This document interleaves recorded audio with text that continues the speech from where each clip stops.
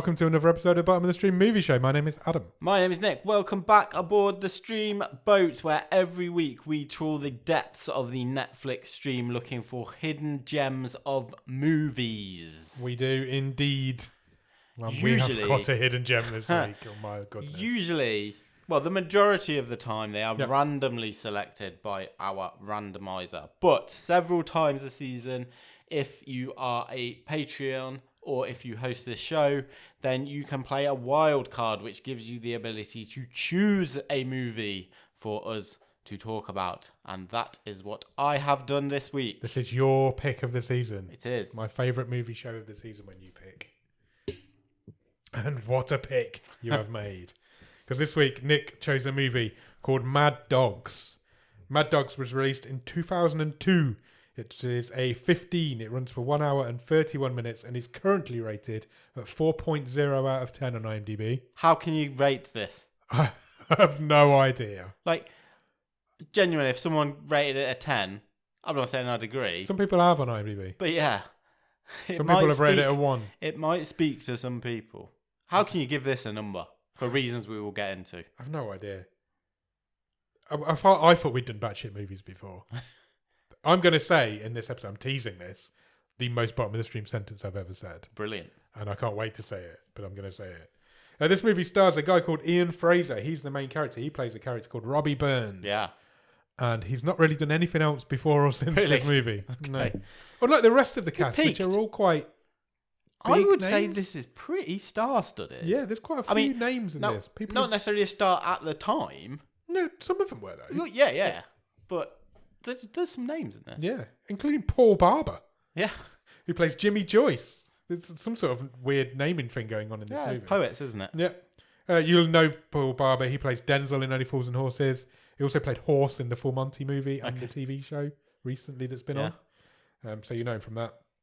And then also in this movie is Indira Varma. I presume one of her early roles. I definitely think so. Yeah. She plays Narendra. Yeah. You're going to know her. She's Game of Thrones probably most famously. She was in a Star Wars recently. I think the Obi-Wan Kenobi one she was in. I think so. She's in Mission Impossible. Yeah. The first one of them, I think, or one of them. Yeah, you'll know her face. She's been in everything. At this point in time, I don't think she was as famous as she is now, but she's done well for herself. Yeah. Written by a guy called Simon Luvish. He directed some movies in the 1970s. Okay. Went away from movies and then wrote this movie. Good. For some bizarre reason.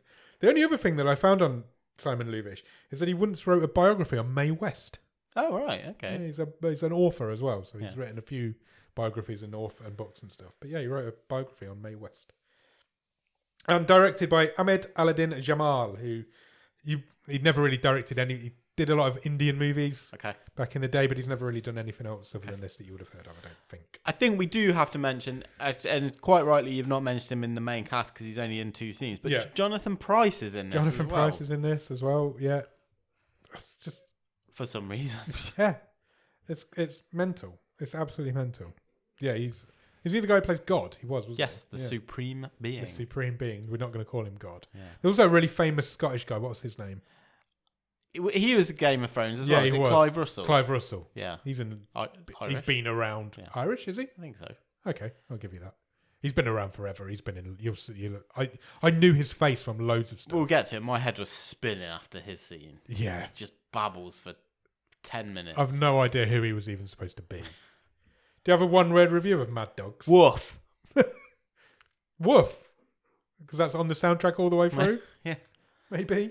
Dogs are heard but not seen. I'm going to do the synopsis before we Okay. start because I feel like The we need to... synopsis is the best part. The synopsis might be the best part. And it's also... It feels like it's been written by somebody who hasn't watched the movie. And... But you read the synopsis and you're like, I really want to watch that movie. Yeah. Or I was anyway. Yeah, but it isn't what the movie's about. London, 1 year from today, the dogs of England are dying of mad dog disease, and Robbie Burns, a young drifter and certified schizophrenic, is hearing voices again. On underground trains, over supermarket tannoys, and on his own TV. He has 30 hours, a last weekend, to save the world from itself before the Supreme Being himself loses patience and starts over with a new species. Yeah.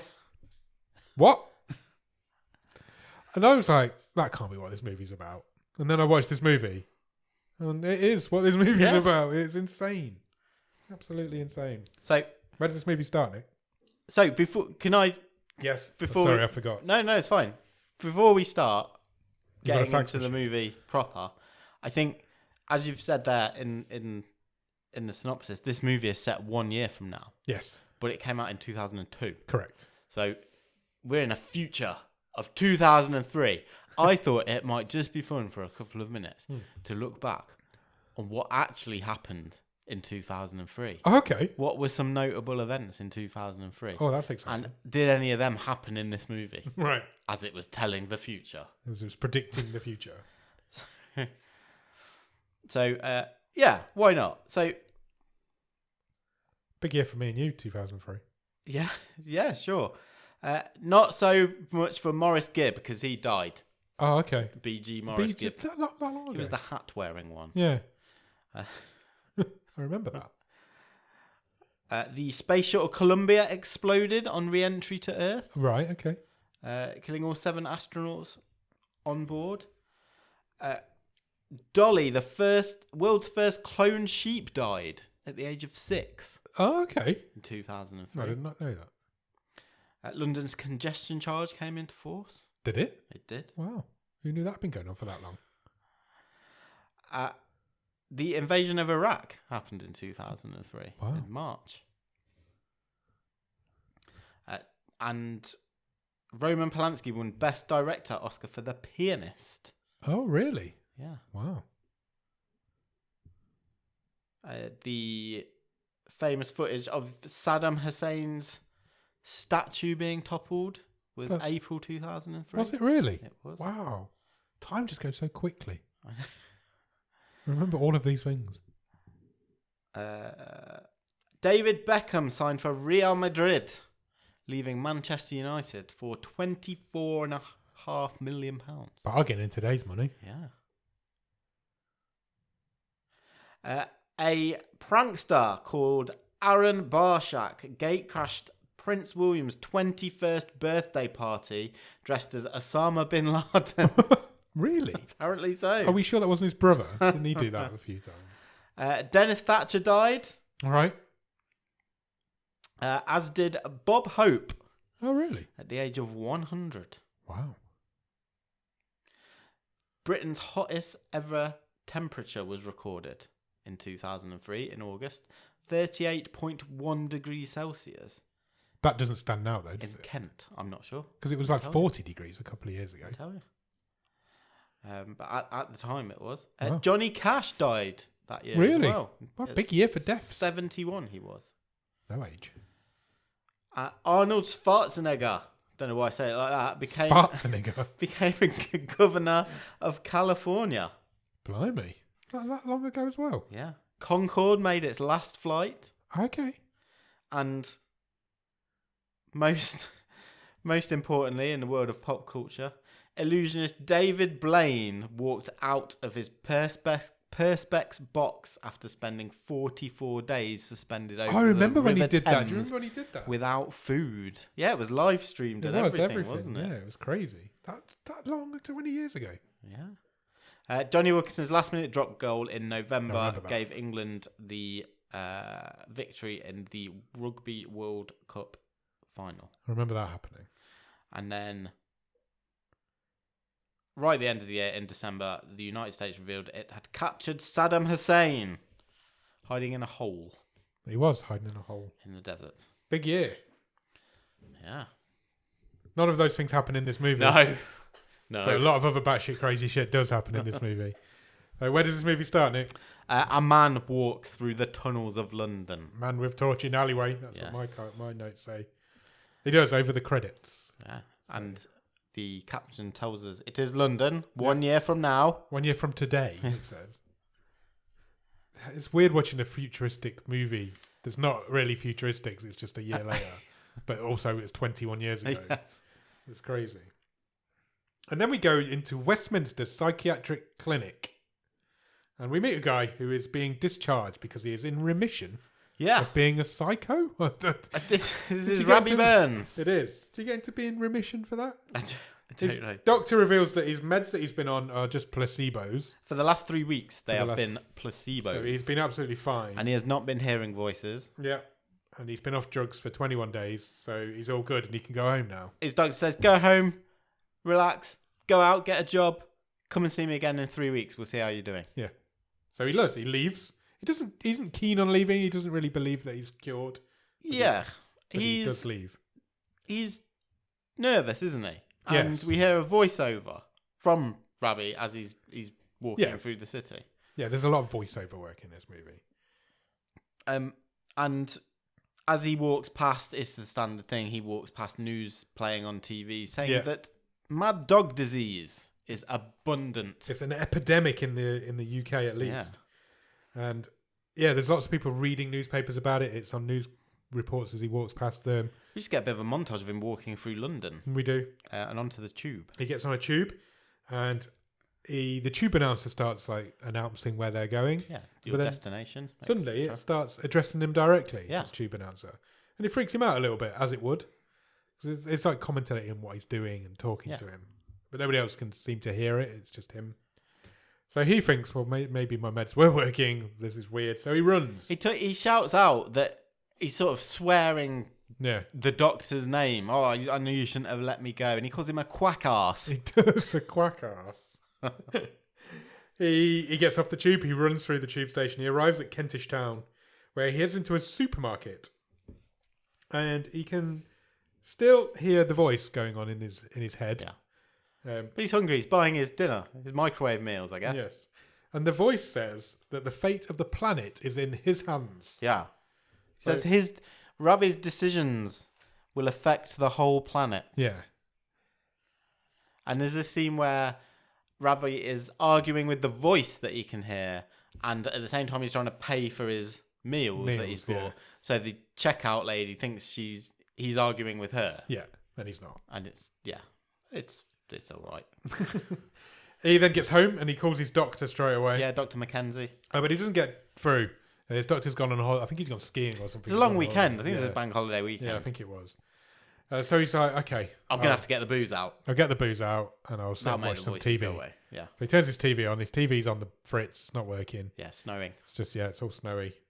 Until what I can only be described as a pig man turns up on the screen. A pig man comes on. A man with a snort, a snout. A snort and a snout. A snort and a snout. And addresses him directly. Yes. And talks to him to say, look, he has been chosen as the human messenger. And he has 30 hours until these pig people will terminate the project, is how they describe it. Yes. Because scientists somewhere in America... This is Earth scientists. Yes. Somewhere in America. In Utah, I think it was. Yes. Have developed a product... Wawa Springs. That was it. Have developed an extraterrestrial weapon that 1 gram of this stuff that they've developed could destroy an entire planet. And 1 kilogram a solar system. Yeah. It's derived from moon rock. Yes. From visits to the moon with this substance. And they're just about to test it. And these aliens are not happy about this. Look, not only are the humans about to test it, they are going, and this is very much glossed over, by the way. Okay. That they are going to teleport this material to another planet to basically destroy it as a test. Yeah. It's like when Darth Vader shoots the laser from the Death Star. This is just 1 gram of dust is going to do this. So this is obviously the alien pig guy is very much focused on please don't go and blow up a whole other planet, humans. That's bad. But we're totally glossing over the fact we've also invented teleportation to other planets. So they give Robbie the job of contacting their leaders and telling them to stop. Yeah, you've got to stop this experiment from happening. I feel like the pig people have picked the wrong person for this job. You've been a pig person. He calls his friends. He's got a friend called Nahendra. No, I'm going to struggle with this name. Nahendra. He calls her. She won't help him. She's like not his sponsor, but she talks. She's like a friend of his who knows what he's been going through. Episodes before. And she thinks he's talking gibberish. She doesn't really believe it. I can't see you now. I'm at work. Yeah, she works at a TV studio. Yes, and she's making a documentary about mad dog disease. Yeah. But then she's like, look, come on, if you need to, come over, we'll talk about it. Come to the studio. Yeah. And she's working on this documentary, and it's all about how the government are going around and culling all the dogs. So, yes, and actually, we find out a bit more here. So, there is the Canine Corps who are going around the country rounding up dogs, and it is now a criminal offence to possess or hide a dog from the Corps. Yeah. And you can be fined up to £15,000 and receive a prison sentence if you are found. 6 years in prison. Yeah. What would you rather do? 15 grand or 6 years in prison? 6 years is a long time. Yeah, I don't think I've got 15 grand disposable. Can I do a payment plan? Yeah. Probably that then. I've written 20 grand. Have you written 15? I just made that up in my head. Okay. I haven't written anything down. It was about 15 I think it was grand. 20. She's working with a guy called Rashid. And Rashid, we get the very quick impression that Rashid doesn't like Robert. No. Rashid's got a thing for Nahendra. Yeah. And he's jealous of Robert. Yeah, he doesn't like their friendship. And Rashid's the video editor, I think, isn't he? Yes. They like working together making this documentary. Oh, we also find out that the Canine Corps have converted army bases into huge dog pounds. Dog pounds, yeah. And they're just destroying these dogs. Yes. So he turns up there, he talks to them both. They talk about how he's had voices in his head for years, why would you believe these voices all of a sudden? Because he believes what this mad pig thing's told him. And Nahendra said to him, well, what about the time when you were convinced the woman with no legs was talking to you? And then she won the 200 metres at the Olympics. Yeah, something like that. I was like, what? Okay. But he's got detail this time, and it's detail they can Google. Because Google in 2002 was a big thing. Yeah. So they Google the name of this weapon. So he gives the detail. He says, let's put in Wawa Springs, Utah, the XZB3. Yeah, which was the name of the weapon. And a few other details. Yeah, a few other details that he got. Yeah. And they put it in. And instantly, the computers all stop working. Power goes out. The computers crash to start with. And then green skull comes up on the screen. Fatal error comes up on or not only that computer, but all the computers that they're working on. All the editing stuff goes down. And then the power cuts out in the whole place. And then Robbie can hear the pigman talking to him again. Saying, you're wasting time. This is a waste of your time. This isn't what we asked you to do. Meanwhile, Narendra falls over in the dark. Yeah. She just randomly trips over something. And then Rashid's really angry. He's like, I've got to start again. Yeah, so they decide they're going to get out of the studios, go for a coffee. So they go for a coffee. He doesn't want to go home. He doesn't want to face up to what's going on. He thinks these pigmen are coming for him. Then did you see in the background of this scene? Yeah. There's two people with animal masks on. And the duck lady just collapses. Yeah. For no reason. Yeah, it was really weird. It was really weird. There was like two people in the background of this cafe. One's got a sheep mask on and one's got a duck mask on. And then the duck mask lady just collapses to the desk. Yeah, and it's not referenced or anything. Maybe she had mad dog disease. Maybe. But there's nothing. They never mentions human issues. No, well, that's why they're killing them, aren't they? So, it was just really weird. It was weird. Just happened in the background of this scene. When they go back to the recording studio... It's been trashed. It's completely been trashed, but something worse than that has happened. Oh, yeah. Rashid's dead. He's got a bullet in his face. He's got a bullet in his head. And there are some guys there, and they want answers. They want to know why they were Googling this information. Yeah, goons, come with us. And they say they are the police. Yes. And they take Narendra and Robbie away. And this is Clive Russell's character. This is Clive Russell's government... It's the man from Whitehall, I think they call him later on. They do. That's what he's credited as in the movie as well. He's just like a government... Almost like a Man in Black type character. So they take them away. And he doesn't believe Robbie's story because Robbie tells him everything of what's happening. Well, does he or doesn't he? Because I feel like he was all over the Okier. Well, the whole movie's all over it. Because he says, your story's ridiculous. Yeah. But then he sort of says, I think I might believe you. He says, your story's ridiculous, but it's the most likely explanation. Yeah. Because he knows this detail. He knows the name of this weapon that is highly classified. Yeah. So he says, I don't believe you, but I do believe that you know something. So I'm going to let you go. But don't go home because the Americans are flying people in. Because your search on the internet has alerted these the people. Americans, and we don't want them to.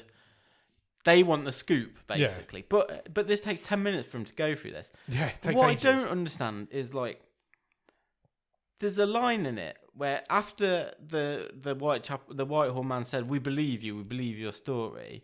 He's like, "We believe you because of the specifics that you've quoted, like the name of the weapon, the name of the weapon, Wawa Springs." But he's like, why would you? He says to him, "Why would you be stupid enough to put that on the internet?" Yeah, I'm like, they didn't. They just did a search. They just Googled it. Yeah, it's so weird. You got to remember, in 2002, I guess we didn't really know the internet all that well. So what this is telling me is like they put those search terms in, and as soon as they hit return, that's put red flags up in London, in Washington. Yeah, and that's exactly what's happened. Yeah, and to the point where the Americans are flying people in. So he says, "Don't go home. I've booked you a hotel in Leicester Square.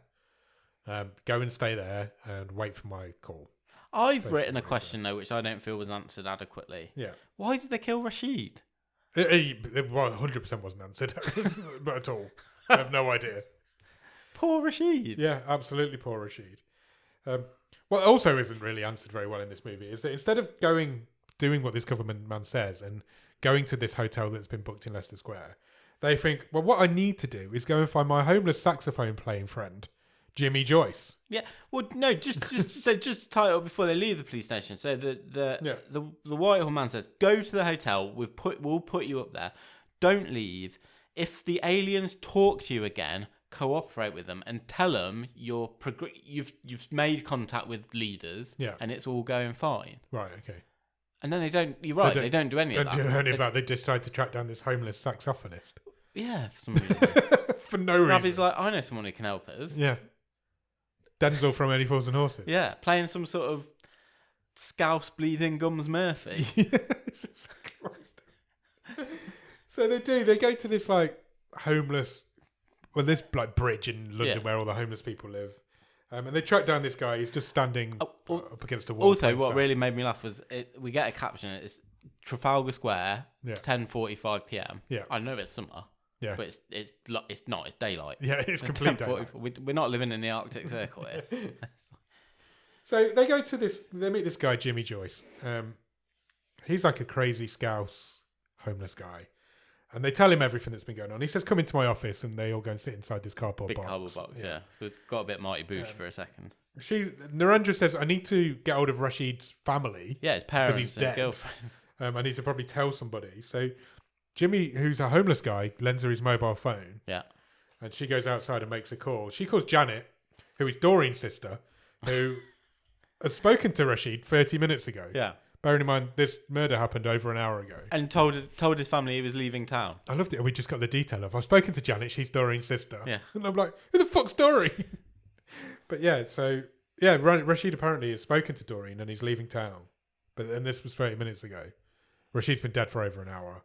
Again, that's not really explained. They wonder aloud if Rashid's been in on this whole thing. Something fishy's going on. They start to wonder, but then suddenly all hell breaks loose. Oh, there's a raid. The Popo are here. The canine corps have turned up because all the homeless people have got dogs. Yeah, you don't really see any dogs in this entire movie. There's like a bulldog. Couple of dogs wandering along. Yeah, but no, visually you don't see many dogs, but you on can the hear soundtrack, they're just woofing all the way through. The way through the movie. There's dogs barking all the way through the movie. Woofing. I'm not a dog person. You're not a dog person. Dogs, yeah. Dogs are woofing all the way through this movie. In all this chaos, Rabi and Narendra get split up. So there's cops everywhere, there's homeless people everywhere, there's dogs everywhere, although you don't see them. And Robbie ends up with Jimmy. Yeah. And Narendra's gone off somewhere. Ravi yells over the crowd, "Meet me at the hotel." Yeah. Jimmy's spouting loads of nonsense at this point. This went on for fucking so long. It was just all these conspiracy theories that he believes and all this nonsense. We weren't even with them. So the director decides, I'm gonna do a long shot of like under an archway. Yeah. Where these two guys don't get to do any acting because you can just see their silhouettes basically. Yeah. But you just have to listen to them. Ages about like global conspiracies, about like aliens. He says he's seen one of the pig. Yeah, he's met a pig man before, ago. 15 to 16 years ago. He talks for no apparent reason at this stage about ghost tube stations. Yeah. All sorts of shit. Yeah. So right, it goes on for what, 10 minutes maybe, and then suddenly he screams, "Watch it!" And then the screen cuts away. I put the screen goes disco. Yeah, it goes all like hypno screen, and then we come back into focus with Robbie in a bag. Yeah, Robbie's in a bag with. So he's on a table. He's been abducted. Yeah, by aliens. Yeah, he's on a spaceship. Yeah. The pigman's standing over him, and the pigman says, "We're in a spaceship that's orbiting the Earth," and he says, "Well, that's weird. It looks like a garage." Yeah, and it did, because it was definitely a garage. Yeah. But at least they've acknowledged the fact that this space station looks like a garage. Because the pig guy says, "Yeah, you're 160,000 miles from your previous position. Yeah, we are orbiting the Earth," and he says, "You're seeing these surroundings. It looks like a garage to you because that's how your brain is processed. It won't be able to handle what this place really looks like." Yeah, and Rabbie's like, "No, I'm not on a spaceship. You're talking bollocks. This is absolutely a garage." And the pig alien says, No, look, there's the window, and we see the window, and you can't see anything out of it. Yeah. It's dirty." And the pig guy, Rabbie goes, I don't know we're in space. I can't see out that window." And the pig alien goes, "Well, no, we've cleaned the inside, but we can't get out of the spaceship." Yeah, I think he says it's been a trillion years since the spaceship window was cleaned on the outside. And I'm like, "Yeah, but it's a garage door. You can clearly see it's a garage door." And then suddenly, does the pigman turn into the Doctor? He pulls his... Right, so... Jimmy's Doctor turns up. He pulls his pig face off. Yeah. And he's got... It's Doc McKenzie. Yeah, the guy we met earlier. Yeah, and again, he says, "I don't really look like this, Rabbie. Yeah. This is your mind interpreting an image, because if I were to show you my true face, yeah, your poor small human brain couldn't cope with it. So he has a pig face that humans recognise, but he also has a Doctor face. And he kind of monologues on, right, you're all gonna die if this experiment happens. Yeah, human race is terrible. What are you gonna do about it? Yeah, we've asked you to help us. So Robbie then says that he wants to meet the Supreme Being, which is God, I assume. I guess. Then the alien thing does show Robbie his true form. Yeah. Takes off his Doctor mask and shows his true form. But then suddenly Robbie's just back in Leicester Square. Yeah, he screams, doesn't he? Yeah. He's back in... Just before that, Robbie says, "Why did you choose me?" And the pig alien guy says, "We can only be seen by people on a certain brainwave." Yeah. And he basically says, schizophrenics, mentally ill people. Okay. Yeah. So he says, all your conspiracy theorists, the reason why they all exist is because they're the only people we can talk to. And how convenient. Yeah. Yeah, so suddenly we're back in Leicester Square. So Robbie's like, I've got a hotel room in Leicester Square. I'll go and check in. So he goes and checks into this hotel. Gets in the lift. Yeah. Here's the voice again in the lift talking to him. It says, once you get to your room, turn on the television. Doesn't matter which channel. Yeah. So he does. He gets to his room, turns on the TV, and the Supreme Being shows up. Yeah, all in white. This is Jonathan Pryce's character. And this was a weird interaction as well. So the Supreme Being says he kind of knows that Robbie's not the right person for the job. But he can't talk to anyone else. Yeah. And Robbie's like, well, I know I'm not the right person. Why would you pick me? I'm not the right person for the job. And the Supreme Being goes, which I think might be the line of the movie, "That's what Moses said." Yeah. I really like that. Yeah, that's great. He lists and he did all right. He says, "That's what Moses said," and he did all right. Yeah, and then he says, "And that carpenter." Yeah. He says, "The carpenter. He walked on water and he started a whole religion." Yeah. It was great. It was probably the best bit of the movie because it really made me laugh. Because I actually think there's a bit of truth to that. That's what happened. 100%. But and the Supreme Being is basically saying, "Look, I'm tired. I have been here for a long time. Yeah. I have tried so hard with the human race. Yeah. And I can't be fucked." He's basically sort of kind of got bored of it. Yeah. I'm over it. I'm going to start again. Yeah. And he says, "I'm thinking of ending this experiment." Yeah. And I'll start again with, he says, I quite like armadillos. Yeah, he does say I quite like armadillos. So, let me get this right then now. Are the aliens are pissed off that humans are about to blow up the world. I think it's two totally different things happening here now. At the same time. Yeah. Well, and also mad dog disease is happening in the background that's got no relevance to this Correct. whatsoever. That's another film that's happening another film in the background of this completely. It's not relevant. So the aliens are pissed off that the humans are about to go and destroy another planet. Via teleportation weaponry. And they've chosen Robbie to be their messenger on Earth. Yeah. Meanwhile, the Supreme Being is pissed off with the human race as well because they're about to... Again, it's another example of them being shit. But basically. He's also chosen Robbie as his messenger to talk to. Yeah. But they're not connected in any way whatsoever. No, I don't think the Supreme Being is connected to the alien pig That's guys. what I'm trying to get to. Yeah. But they're both pissed off with the human race for the same thing, but they're not connected to each other. Yeah. But they've both selected the random. But I kind of got it as like the pig guys were saying, if you do this, we're going to come and attack the Earth. Yeah. Whereas the Supreme Being was saying, well, I'm just going to end you anyway. Because the Supreme Being never references the alien pig dudes. But the pig dudes did reference the Supreme Being. Hmm. I have no idea. I'd love to know. Normally I say I have no idea and I don't really care. But I'd love to know. You're invested. I am completely invested. While he's talking to the Supreme Being, the phone rings in the hotel room. Yes. Which is weird because nobody knows that he's checked into this hotel room yet.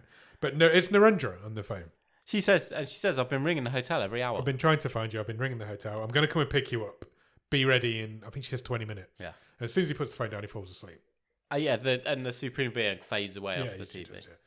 Does, he has a dream of sleeping with Narendra whilst he's Jimmy Joyce plays the saxophone. Yeah, there's some saxophonist going on in the background. And then he gets woken up by some Americans. Yeah. They come in to wake him up and they appear to be Batman. Because as they're beating him up, the screen cuts away to thump, pow, wham. It does, yeah. Graphics on the screen. Yeah. Well, like it used to in the old Batman series. Which is so not like the rest of this movie. It was so weird. And they knock him out, and when he wakes up, he's in a pile of tyres. Yeah. And it stinks. One of them smells around here. Yeah. And it's because there's a load of dogs on fire just around the corner. Yeah, there's a dog bonfire. There's a dog bonfire going on.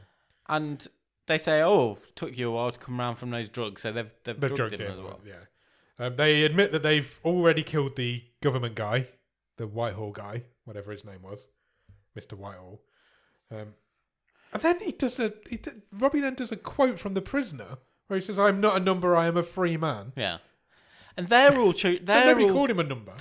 And then these three American guys are quoting like Bible passages at him. Yeah. And I'm like, so are these American government or are they just like religious zealots? Exactly. Who are these guys working for? Yeah. Because I thought the Americans were coming because he Googled what had happened and he knew about their experiment that was about to happen. So these guys, in theory, should be the enemies of the pig aliens. But they're quoting loads of Bible verses at him. So are they working for the Supreme Being against the pig aliens? Because they start to torture Robbie and... It's hurting my brain. And until he tells them, "Oh, I've met the Supreme Being." Yeah. And they're like, "Oh, have you?" And they kind of... Yeah. Then they want to talk to him for just a small minute and then they decide to carry on. Carry on torturing him and we kill him anyway. They reveal that they think the alien pig guys are bluffing and they're not going to do anything. So... Is there a war going on now between the alien pig guys and the Supreme Being through these American guys? I have no idea. It really hurts my brain. Anyway, they decide they're going to saw his brain out. They're going to kill him. Then do experiments on him. Just as they're about to kill him, Jimmy Joyce and Narendra show up. I've put Jimmy and Narendra arrive with a tramp army. I've got an army of bums. So yeah. They've come to save him with this army of tramps. But also going on out the front, there's a big army of the Canine Liberation Force out the front because they're outside with TV crews. They're trying to liberate all the dogs. They're going to storm, again, something I can't really have written down. The Canine Liberation Front are going to storm the dog furnaces. Yes. So these American guys have chosen possibly the worst place they could have chosen to go and torture somebody. TV cameras everywhere. Outside. So... Because of all that, the guys go away. Before they go away, Jimmy in what might be the most random thing I've ever seen go on in a movie. Robbie accuses the American guy of being an alien, the lead American guy. Yeah. He's like, how do I know? How do I know you're not a human? A human. A human. And I thought he cut his dick off to prove it. But he didn't. He cut his hand off. To prove he But he would went bleed. below the camera like Yeah, he this. did. And then he come up with a prosthetic hand that looked like a penis. And I'm like, It's because it was pointing. yeah, it was. It was like a finger pointing. And I've written here, has that man just cut his dick off? And this- oh no, it's his hand. So this crazy government / Christian fundamentalist guy is like, Who's working for the look, aliens. I bleed. He cuts I'm his own human. hand off Yeah. to prove that he's human. And Robbie's like, oh yeah, that does prove that you're human. And then they all run away. So they run through this crowd of bums and also Canine Liberation Force.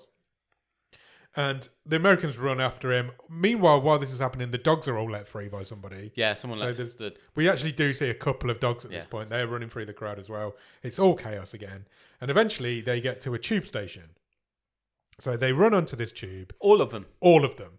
So our three guys... Plus and the three. The three American guys, one of whom is bleeding because he's cut his hand off. He's put a tourniquet on his stump. Yeah. And he's holding his hand in his hand that's still attached. Yeah.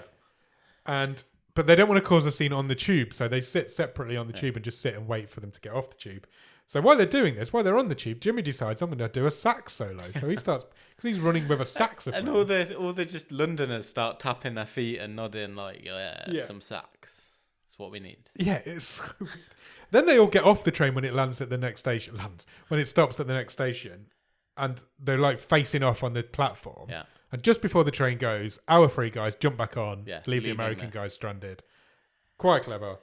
And it turns out they're not just at a normal tube station. They have been stranded at one of these ghost tube stations. Yeah, Phantom Station. Jimmy did that. Jimmy knew this apparently was going to happen. Why this train stopped at this Phantom tube station, we're unaware. But Jimmy seemed to know it was going to. Did they go through a portal to this place, or is it just? There are Phantom tube stations in London, but the trains don't stop at them. No. For fuck knows. I have no idea.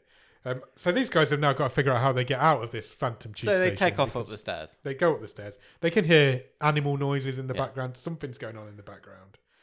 The boss says, look, I really need to get to hospital. I am bleeding out. We need to sort this out. Then we'll sort this out. I think he actually says, I just need to go to hospital to get this hand sewn on. Yeah, like I think he pretty does. casual. You can just do that.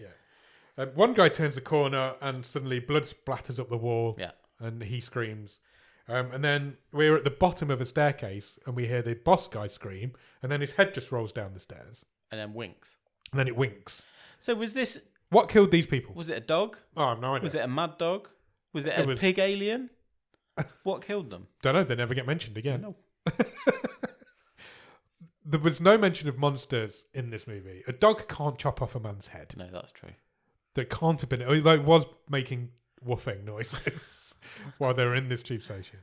Is there some sort of also going on in this movie a mutated alien dog, pig, supreme being creature that is never referenced? What's the South Park one? Bear, pig, dog, man. Whatever it's called. I I think can't it is remember. something like that. Those three guys never get mentioned again. Well, they do because they turn up again, but we'll come to that. Yeah.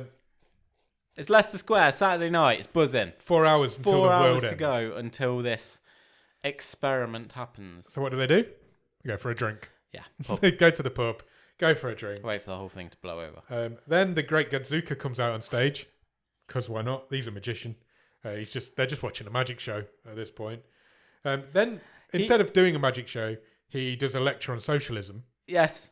He says he calls himself like I do magic for commies. Yeah. He says. And then he talks about, again, the themes of this movie, how terrible the human race is. He says, first it was cows. We were putting hundreds, thousands and thousands of cows down. Yeah. Now it's dogs. Is it us next? And it turns out it was. Like 20 years later, it was crazy. But all the while he's talking, there's a drag queen pulling hankies out of his head. Yeah. Because he's a magician. He does the whole gets in a box, doesn't he? And then reappears on the stage with a new outfit. Yeah. And at that point, he addresses Robert directly because this is another one of Robert's voices. So they leave. He's like, I don't want to deal with this shit. Let's go. So they're going home. Jimmy's like, I'm just going to leave now. I've had enough of this story. I'm going home. But Robbie's like, no, come back to my place. Yeah. It's not We tidy. may as well see the end of the world. We'll see the end of the world together, the three of us. So they jump in the cab. But while they're in the cab, obviously Jimmy needs to play the sax a bit more. Yeah. I don't know if Paul Barber can play the sax and this was No. just him. Do you not reckon? I don't. Do you not think so. he was just like, I can play the sax, I'm going to do this for a bit? Oh, maybe I'm being harsh. Maybe he was playing it, but he wasn't playing the sound on the sound. 100%. No, not at all. They get back to Robbie's flat, which is a mess. And Jimmy's like, well, if it's the end of the world, I'd quite like a bath. Yeah, do you mind? Because I'm a Can I treat homeless guy. myself? Remember, I'm a homeless guy. I own a mobile phone and a saxophone, but I would like to have a bath. So he goes and has a bath. Narendra then looks at her wrist and says, we've got 1 hour and 5 minutes, Yeah, although she's not wearing a watch. No, and she says, I'm hungry. Have you got any food? Have you got any food? And Robbie's like, yeah, I've got the microwave meals that I bought at the start of the movie. Yeah, exactly. But I loved when she's like, we've got 1 hour and 5 minutes left, and she's not wearing a watch. And they get into the kitchen and she's like, well, do we want to waste our time cooking this stuff? Yeah. We've only got... And then she's like, I know what I'm hungry for. Yeah. And she jumps his boat. So they start doing some naughty. So this is the point now where I'm going to say the most bottom of the stream sentence I've ever said. Are you ready? Yeah. The lady from Game of Thrones gets railed while Denzel from Only Fools and Horses plays saxophone while snaking on the toilet. Yeah, that happens. That is exactly what happens. Yeah. She's very licky as well, isn't she? She keeps licking him. He's quite a hairy man, and there's a lot of licking. Yeah. Like, she's really tonguey and licky. Yeah, it's really weird. There's nothing wrong with that. No, we don't. But it's unusual in a movie to lick somebody. To have so much focus on the attention she pays to his nipples. Again, one of the most bottom of the stream sentences. Did you notice that? I did notice it. It was very strange. All the while this is going on, this is intercut with scenes of Jimmy playing the saxophone, either sudded up because he's in the bath, yeah, still bubbled up, or sitting naked on the toilet, still wet. But it's all not the while nice playing to sit on a toilet seat while you're wet. No, because it's very slidey. But he was on the lid. He wasn't on the seat. He was sitting on the top of the toilet seat. And I looked at myself in the mirror and I was like, what am I doing with my life? It's the most random scene I think I've ever seen on this show. Do you watch the movie with the curtains open? No. I don't watch any of our movies with the curtains open, to be fair. I mean, I've just got Jimmy plays sax, Robbie plays sex. Yeah. That's what's happening. It blew my tiny mind. And then somebody knocks at the door. Yeah. And Jimmy goes to the door because the other two are occupied. He's like, go away. Yeah, go away. We don't want any visitors. It's the end of the world. But he doesn't go away. And he keeps knocking. And when they open the door... Well, no, Robbie says, whoever it is, 5 minutes left. Yeah. You may as well let him in, whoever it is. And who is it? Rashid. It's dead Rashid. Yeah. He just wanders in. He sits down. He turns on the TV. I have no idea what that was. And so Rashid... Oh, South Park's on the TV. They're just sitting watching South Park. Rashid sits down on the sofa. Yeah. Swiftly followed by Rabi and Nahendra in their pajamas, basically. As far as I can tell, Jim is still fully naked. Yeah, 100%. So he's just stood behind the sofa with his modesty covered. Yeah. Still got his saxophone on. Yeah. Rashid turns on the TV. South Park just finishes. Yeah. And God appears. The Supreme Being appears back on the TV. But this time, they can all see him. Yes. And he's addressing the world, it appears. Yeah. And he says, this is the way the world ends, not with a bang, but with a whimper. Yeah. And he's about to end the world. The test run, we find out, was carried out, and the humans have destroyed a small planet in a solar system somewhere a long way away. And it is time to start again. With but then he says, species. only the heinous will be condemned. The rest will be moved to the new project. So he's not going to kill everybody. No, only the bad guys. He's going to do Judgment Day. Yeah, basically. And then Rashid, dead Rashid, with a hole in his head. No, one of them says to the Supreme Being, who's judging? Yeah. Who's going to make the decisions? And the Supreme Being goes, I don't know, I'll have to check who's on the rotor. Yeah, whose shift it is. And then, so Rashid says, go to the window. And when they go to the window, and it appears that Rabi lives just over the road from a cemetery. Yeah. And the dead are returning to the earth. They are, yeah. So Judgment Day's happening. There's a lot of chanting and smoke. We're going to end the world by overpopulating it with the dead, apparently. That's how we're doing it. The earth will become overcrowded, and in 7 days, it's Judgment Day. Yeah. Is the Supreme Being's final words. Robbie decides, I'm going to call my doctor again. Again, doesn't get any answer. So what do? They're like, oh, let's put a curry in the oven. Yeah. So they have a curry, put the curry in the oven. Then there's a knock on the door again, and it's the dead government guy from earlier. Yeah, He turns up. Whitechapel guy. Yeah. Then the dead Americans guys show up. Head's back on his neck. Head's back on his neck, arms back on his arm. And the news comes on, and all over the world, the dead doorbells are ringing. People are trying to get back to their old houses, and the world's going crazy with the dead. The news says Mecca is this. Yeah, the dead have returned. Mecca's overcrowded. There's people are getting crushed and coming straight back to life, and it's chaos. Police have cordoned off every graveyard. The Prime Minister is going to address the nation at 3 a.m. Yeah, because it's late at night. And all the dead presidents have turned back up at the White House. Trying to get into the Oval Office. But all eyes are on Jerusalem because we're waiting for the big guy to turn up. Yeah. The greatest resurrection, they call it. And then the news reporter says, "Good night from the end of the world." Like he signs off the news show with "Good night from the end of the world." Jimmy picks up his saxophone. We all start playing sax while we're watching the news. And they're still eating poppadoms. They're eating their curry and the fucking film ends. That's the end. It says to be continued in another galaxy. It does say that. And then there's a very quick end credit scene. Okay. Where we cut back in on a gravestone. Yeah. And a foot kicks its way through the ground. Okay, I didn't see that. And that's it. Anybody using gravestone in particular? Not that. Okay. What in the actual fuck just happened? I have no idea. I don't know how you rate this. I don't know if I enjoyed it. I don't think I hated it. I don't know if I liked it. I don't know what this was. Can we try and make sense of it? I think we've pretty much made sense of it. There was the humans destroyed a planet. Yeah, and they got punished for it. Yeah. Rabbi. Why did we need the aliens? Rabbi failed in his mission. Yeah. To stop so the world happening. Ended. That's fair enough. Yeah. Why did we need the aliens? Why couldn't the Supreme Being have just gone, if you guys do this, I'm going to be fucked off? The only bit that doesn't make sense to me is... The only bit? No, all right. The main it's bit... the movie. The only bit of the movie that doesn't make sense is the movie. The main bit that doesn't make sense to me was what was the link between the Supreme Being and the aliens. And the aliens. Because the aliens... I thought at the start, the pig aliens was like, we will come and destroy the Earth. Yeah, which is exactly what they said. If you don't stop this. Does it make sense? Does it work that the pig aliens are actually working with the Supreme Being? Are they on the same team here? Okay, so we're going to get a bit philosophical here, because how many Supreme Beings are there? Yeah, is this the one guy who looks after? It appears from what he was saying, all planets, all existence. From what he was saying, there is one Supreme Being. Supreme Being. Yeah, I think that's where I am with it. I think that's where I am with it. And he's pissed off that we've destroyed a planet. He was pissed off with the human race anyway, but this is like the last straw. Yeah. It's done. And the aliens are pissed off because we're about to destroy a planet. And they're going to destroy us anyway. But they don't need to destroy us now because God has destroyed us.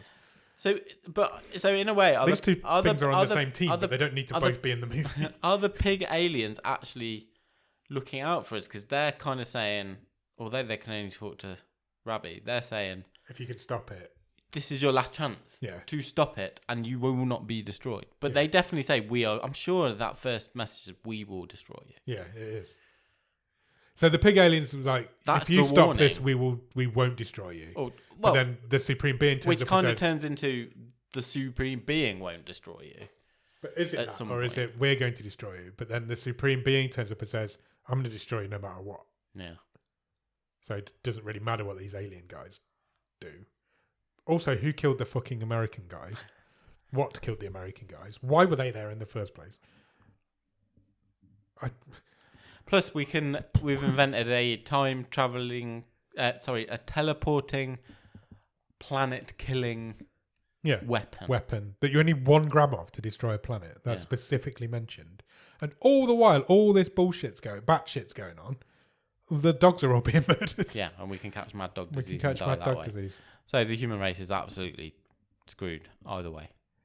If the pigs weren't going to get us, I feel like and the dogs weren't going to get us, the Supreme Being was just going to end it all anyway. I feel like I've watched 3 movies here.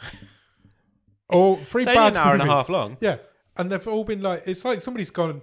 It's like somebody's picked up 3 scripts, dropped them on the floor, and picked them back up again. They were just like, oh, they're all mixed up now. Do you know one of the things I love most about it? What? It's just the fact that there is no trace of this movie existing. It doesn't exist. Barely. It does. This movie does not exist. Apart from the fact that it is available on Netflix, the most globally available Yes. streaming service in the world. Like, look for this movie. Yeah, you won't find it. It's in IMDb. It there has to are be. some reviews on Letterboxd. Yeah. But just outside of that, you look on YouTube for a trailer, you will not find one. Yeah. And it's 2002. We're not talking about. I mean, it's 22 years ago. Yeah. But there's a cast in this movie as well. Yeah. 2002 was just about when Only Fools and Horses was ending. So Paul feel Barber was like super famous at this in the right word, in the British world. 100% been down a rabbit hole with this movie. Yeah. Did you enjoy it? Are you glad you've watched it? 100%. Yeah. 100% I'm glad I watched it. I thrive off shit like this because I just love the fact that this movie even exists blows my mind. The fact that it's on Netflix is, I've said this hundreds of times before, but I don't understand how movies like this end up on Netflix. No. Yeah, I feel my life is better for seeing this movie. But So, you know, a few weeks ago when we watched Bloody New Year, yeah, and you were like, that's your sort of weird, crazy, batshit. This was kind of like that, but more up my alley. Yeah. Not having the horror bit. Just I love watching, and I feel like this is what this show was built for. Really random movies that just... I can't imagine anybody's watched this movie and gone, oh, that was really good. It's just... I just don't get who they're aimed at. But they're aimed at me because I love watching them. But outside this show, I still think I'd have gone, that's fucking crazy. That exists. Yeah. Because it makes no sense. It's absolute nonsense. There are so many ideas here, aren't there? Yeah. All, it's like... all like fighting and clawing each other. We said and there's no focus whatsoever. We said it when we watched Bloody New Year. It feels like the script was there and they just filmed everything. And it feels like the same thing again. Someone's vomited out a movie. Yeah. 100%. That's what this is like. If it wasn't 2002, I'd think AI had written it. Because it's all over the place. There's no coherent story here. I think I had a fun time. I had a really fun time, and I've had a great time talking to you about it. That doesn't help me with if it's a good movie or not. No. And I think putting it, as we will do in a few minutes, putting it into the stream table is going to be a tough thing. It really is, because I have no idea what this movie's about. It's mad. The whole Mad Dogs thing. It's called Mad Dogs, and it's about mad dog disease. But it's not about that. It's not about that. It's not that just happens in the background. Yeah, that's like the name of the other movie that's happening in the background. That's not this movie. What's the best thing about it? I suppose the acting is not awful, is it? It's not good. I mean, some of it is. Paul Barber's not good. Paul Barber's not great. The main guy's not great either. And actually, I'll take that back. No one's very good. No one's very good at it. The cast, I have no idea. This sounds like I haven't been a backhanded backhanded compliment. I think the best thing about it is I didn't want to turn it off. Yeah, I was invested. It is 100%. It isn't boring. Didn't know what I was watching or where it was going, but I was invested in it. Yeah, I agree. I think I sat. I don't know. If I could watch myself watching this movie, I think I was sat there just mouth agog. Agog, completely. Yeah, it's insane. It looks all right. Yeah. Do you know when we? I know what you're gonna in say. my brain, I think this looked better in terms of quality of move. Just quality of picture, cinematography. I think this looked better than Finder's Fee. Yeah, definitely. Finder's Fee looks like it's filmed on a potato. Yeah. Whereas this has actually got some There's production a year to it. between them. Yeah. And that's got proper movie stars and stuff. Yeah. Yeah, you're right. It does. This looks much better than that. It's memorable. Yeah. I don't know if it's good. That's the best thing about it. It's memorable. But I was invested and it's memorable. Shall we talk stream table? Just before we do, I think the only other thing that occurred to me is that this in terms of what did this movie remind me of? It's like someone had watched 12 Monkeys and gone, yeah, that, but dogs on drugs. Oh, do you know what I mean? That's the only thing where I thought there's hints of that sort of movie in here. Yeah. Only very small hints, very deep down. But that was, I kind of feel like that was an influence. I'd love to know when this movie came out in 2002, where it came out. Where did it go? Yeah. Was it on TV? Did it ever? It never at cinemas. Yeah. Did we have DVDs Can't in find out any 2002? of that. No, because there's no presents.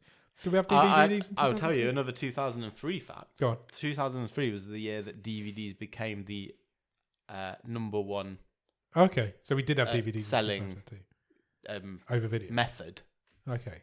For movies. So would it have gone straight to DVD? It must have gone straight to DVD. I don't know. I used to, back in the day, go into like Poundland and buy DVDs. Maybe it was that sort of thing. Maybe. I've no idea. But you can't find out because it has no internet presence at all. This is definitely the first time anybody's done a podcast on it for an hour. That's for 100% sure. Right, stream table. Where does this go in that? Do you want me to read through the whole thing? Yeah, sure.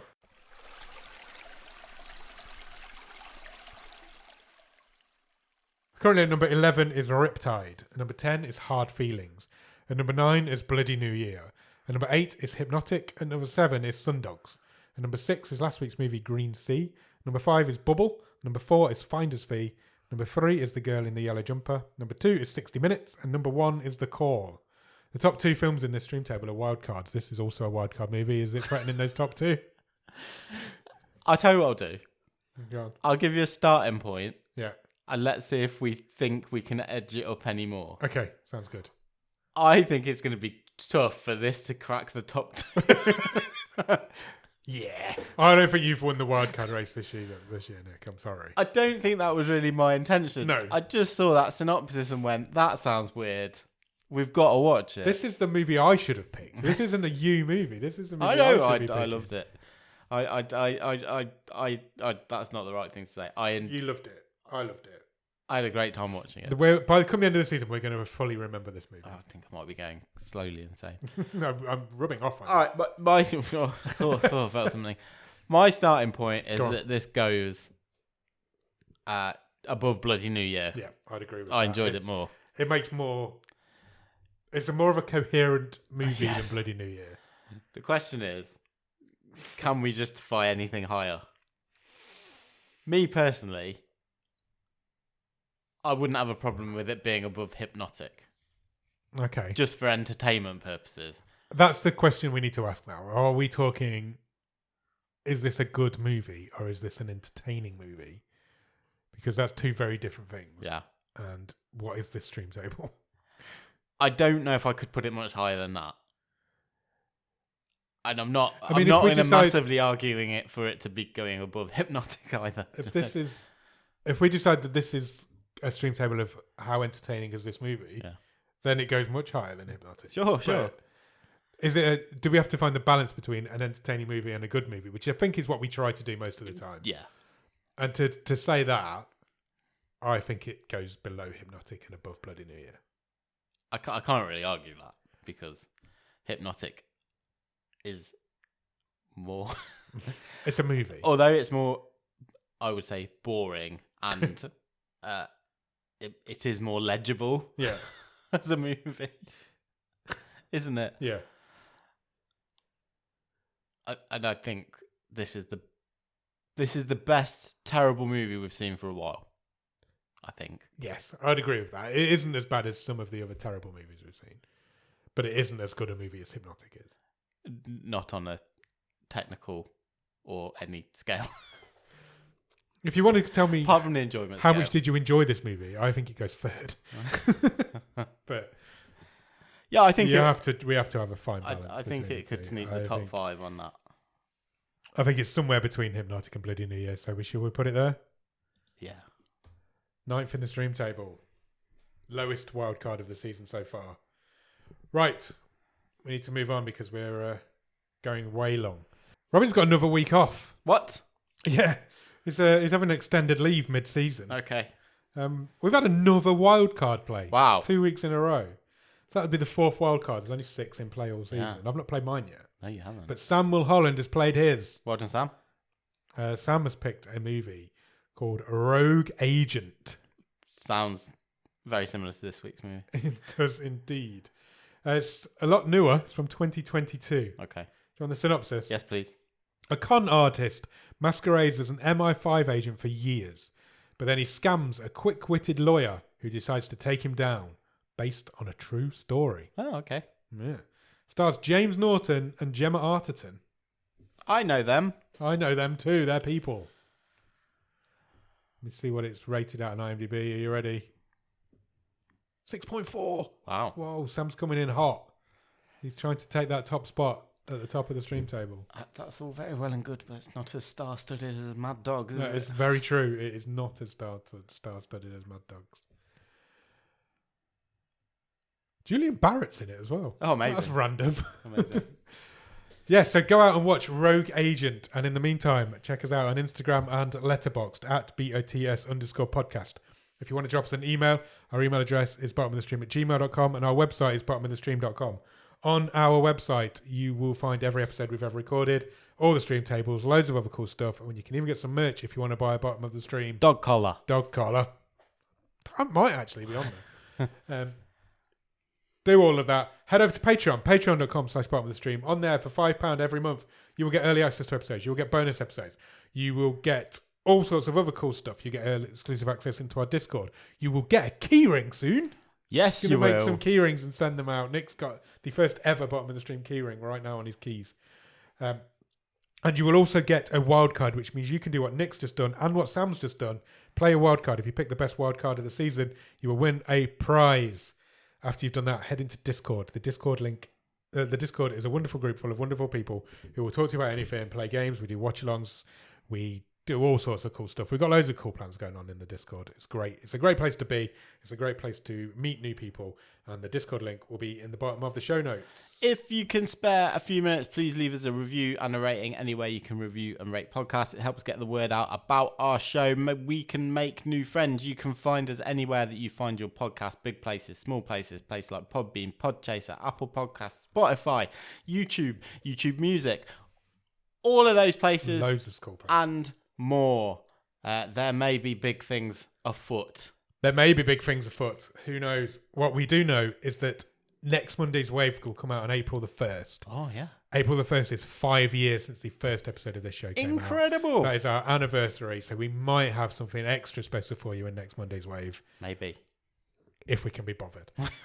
No, we are. There's something coming. It's huge, and it's going to be fun, and we're excited, but we don't know when. But there's definitely a pleasant surprise. A pleasant surprise coming on our 5th anniversary episode next Monday on the Wave.